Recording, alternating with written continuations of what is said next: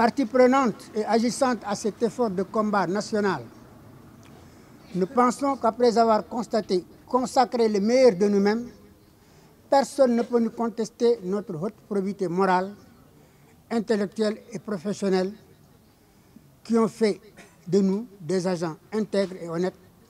Nous avons le droit de les réclamer, voire d'exiger d'être pris en compte, d'être associés, d'être respectés.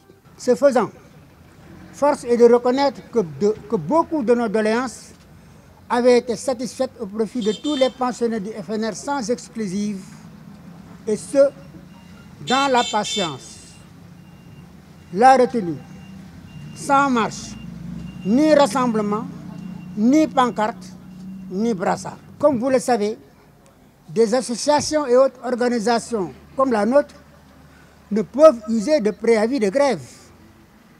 Elles n'ont qu'une seule voie qui, du reste, est très civilisée, la voie épistolaire, en direction des autorités censées intervenir sur le sort des pensionnés du FNR.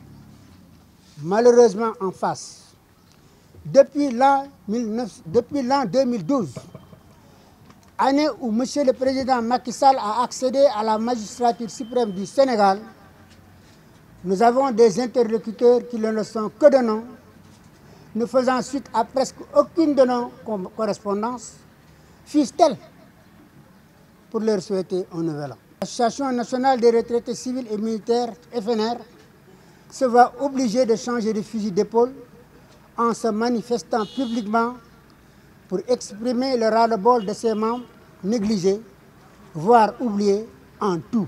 Ainsi, nous exigeons sans ambages de toutes les autorités étatiques à tous les niveaux qu'elles se situent le respect, la considération et la reconnaissance due aux aînés.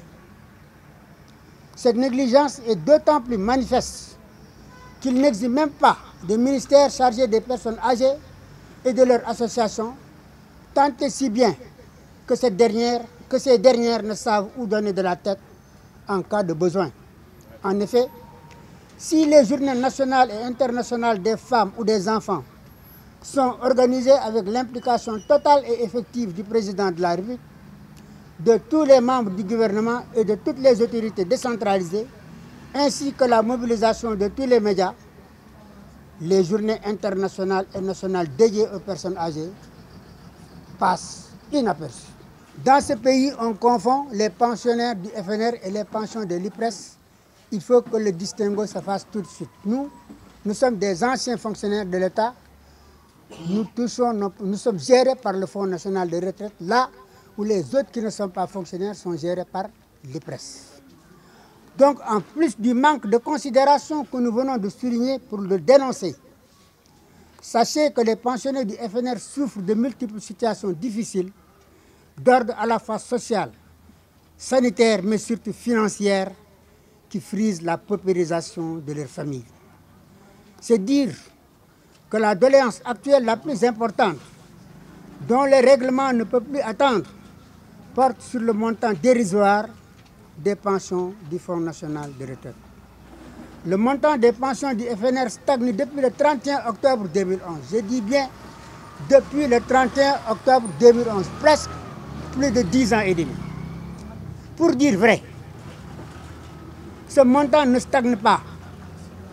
Il diminue sans cesse compte tenu du renchérissement permanent du coût de la vie.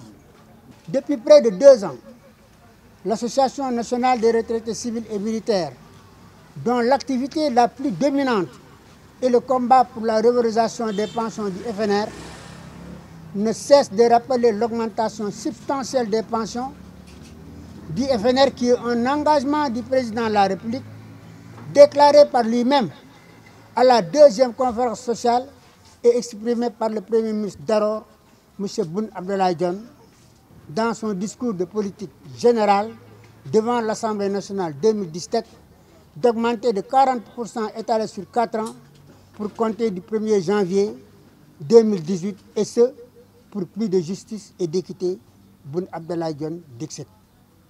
Nous attendons toujours, jusqu'à présent nous attendons. Là où les allocataires de l'IPRES ont déjà obtenu 55% d'augmentation de leur pension en 10 ans, de 2012 à 2022, nous nous en félicitons. Néanmoins, cela ne nous empêche pas de réclamer une hausse de 55% des pensions du FNR, toujours pour une question d'équité. En attendant, les pensionnés du FNR exigent du président Macky Sall la signature du projet de décret qui accompagne les propositions de revalorisation des pensions du FNR allant de 25 à 10%.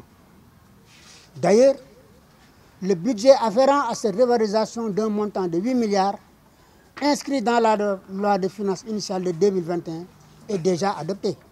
Nous ne saurions conclure sans fustiger les services de la Poste qui éprouvent d'énormes difficultés pour payer les pensions aux retraités malgré les virements effectifs dans les comptes des bénéficiaires par le Trésor public.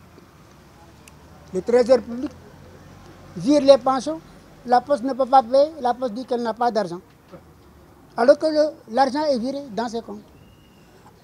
À ce préjudice s'ajoute le fait de réclamer une somme de 45 000 francs à quiconque qui sollicite une attestation de non-engagement, parce que pour quitter la Poste, comme les autres banques, il faut tenir une attestation de non-engagement qui te permet de clôturer le compte et de te faire payer ailleurs et autrement.